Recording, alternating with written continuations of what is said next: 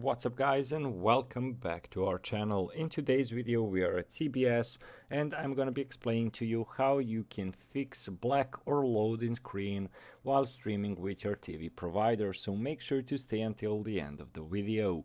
But before we move on, it would mean a lot if you subscribe to our channel and hit that notification bell on. So without any further ado, let's jump straight to the topic.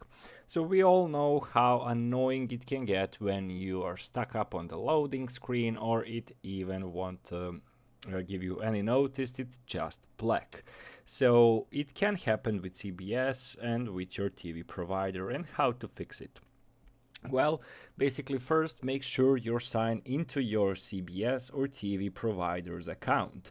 You can find instructions on how to sign in with your TV provider in our previous tutorials.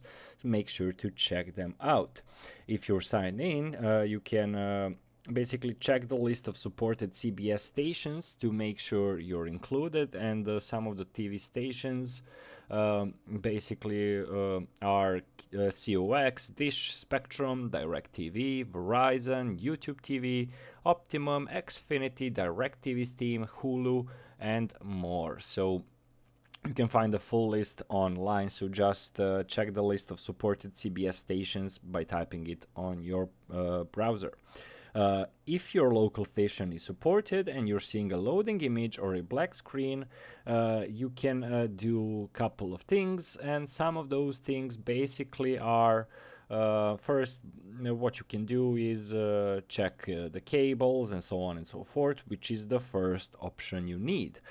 Finally, if those steps don't help, please, you can contact customer support by typing in CBS customer support online, or even going through the options on the bottom of the screen over here in contact us section.